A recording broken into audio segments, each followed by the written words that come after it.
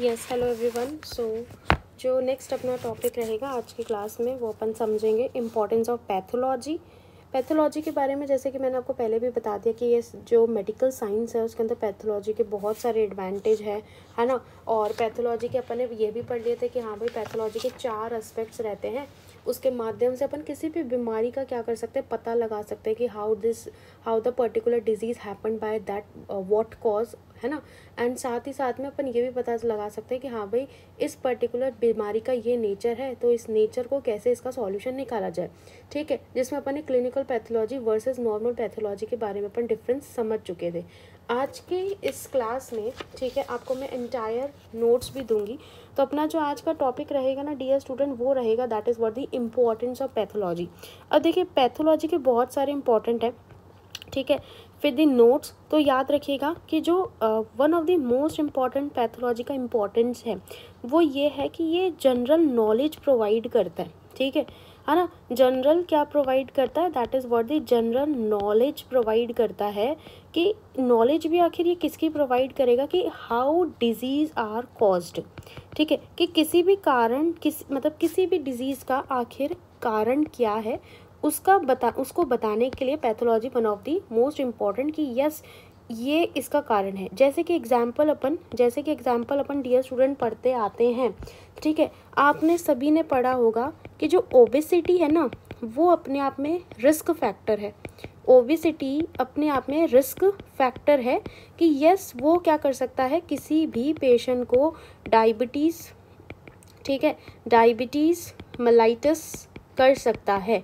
लेकिन ये अपने आप में क्या है, रिस्क फैक्टर है, ये पर्टिकुलर कॉज नहीं है। ज़रूरी नहीं है कि हर एक ओबेस पर्सन को क्या हो, डायबिटीज़ मेलाइटस हो, ऐसा ज़रूरी नहीं है। तो ये तो अपने आप में क्या हो गया, एक अनुमान अपन इसमें यहाँ पर लगा सकते हैं।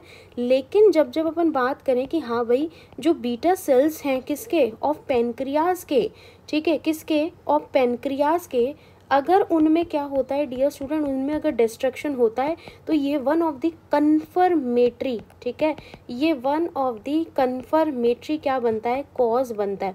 किसका कॉज बनता है, डीएम का कॉज बनता है, मतलब डायबिटीज़ मेलाइटस का कॉज बनता है। और जब ऐसा अपन को पता लग गया ना कि हाँ भाई बीटा सेल्स हैं वही अपने आप में रिस्पॉन्सिबल है for causing the diabetes mellitus to the patient, so this is the pathology work, यही पैथोलॉजी का काम है। तो सबसे पहला अपन ने पॉइंट पढ़ लिया। Now come to the next importance of the pathology which is कि इट प्रोवाइड, ठीक है, इट प्रोवाइड जनरल पैटर्न, ठीक है। कि पैथोलॉजी जो है ना वो हमेशा एक जनरल पैटर्न देती है ना। जैसे जस्ट फॉर एग्जांपल अभी अपन बात करेंगे। और साथ ही साथ में ये क्या करती है, क्लासिफिकेशन भी देती है। किसका क्लासिफिकेशन देगी, ये क्लासिफिकेशन देती है dear student, classification of disease, है ना। तो आपको पता है कि आईएनसी के अकॉर्डिंग जो है बैचलर डिग्री ऑफ नर्सिंग जो है उसके सेमेस्टर वाइज कन्वर्ट कर दिया गया है। तो आपको ध्यान रखना, this is very important for the semester third aspects also, ठीक है। तो ये क्या प्रोवाइड करता है, ये जनरल एस्पेक्ट अपने आप में जनरल पैटर्न प्रोवाइड करता है डिजीज़ का, और क्लासिफिकेशन भी देता है डिजीज़ का। कौन, पैथोलॉजी, ठीक है। कैसे, आपने पता होगा कि हाँ भाई एक पर्टिकुलर कारण की वजह से ये कारण उत्पन्न हो रहा है, इसकी वजह से ये स्टेप उत्पन्न हो रही है बॉडी में, और इसकी वजह से ये हो रही है। तो ये एक जनरल क्या है, this is what the general pattern. और अगर किसी पर्टिकुलर पर्सन में कोई इनिशियल साइन एंड सिम्टम ये आया है तो एडवांस क्या हो सकता है, एडवांस साइन एंड सिम्टम जो है वो ये आ सकता है। तो ये अपने आप में डिजीज़ को क्लासिफिकेशन करने में भी क्या करती है, पैथोलॉजी मदद करती है। चलिए नेक्स्ट पढ़ते हैं। नेक्स्ट जो इंपॉर्टेंस है पैथोलॉजी का डियर स्टूडेंट वो है इवोल्यूशन, ठीक है। क्या करना, इवोल्यूशन ऑफ डिजीज़ के इवोल्यूशन के बारे में पता करना, ठीक है। कहाँ से, that is very important, from its cause to clinical presentation, ठीक है। कि डिजीज़ का होने का जो कारण है ना, जो डिजीज़ होने का जो कारण है, ठीक है, वो कैसे कैसे अपने आप को क्लिनिकली प्रेजेंट कर सकता है, क्या क्या चेंजेस आ सकते हैं किसी भी बीमारी के अंदर, क्या क्या इवोल्यूशन बोले तो चेंजेस आ सकते हैं बीमारी के अंदर, वो सब बताता है अपन को कौन, पैथोलॉजी।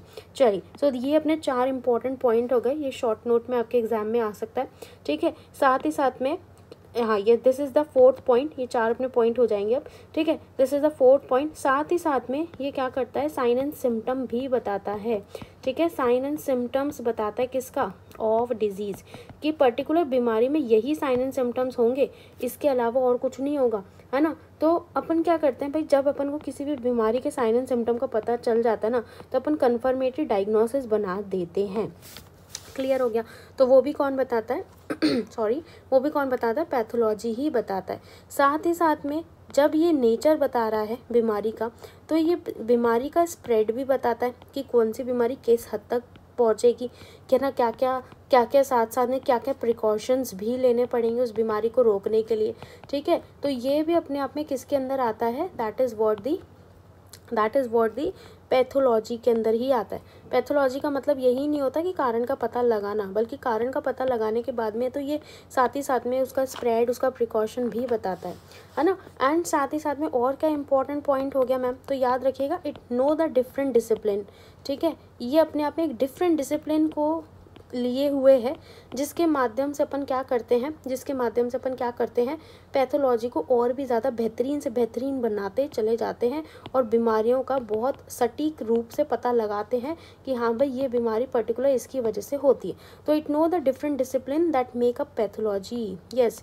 ठीक है, जिसके माध्यम से अपना एक सब्जेक्ट बना हुआ है, that is what the pathology. और आपको पता ही है कि अपनी बॉडी में सबसे स्ट्रक्चर एंड फंक्शनल जो यूनिट है ना, वो सेल्स है।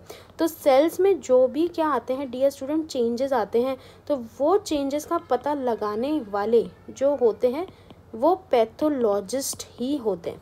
ठीक है, वो कौन होते हैं, that is what the pathologist ही होते हैं। ठीक है, तो ये अपने 6 इंपॉर्टेंट पॉइंट हो गए। एक और 7th अपन डिस्कस करेंगे। जो 7th इम्पॉर्टेंट पॉइंट है वो ये है dear student, that is very important, better understand the patient and his disease।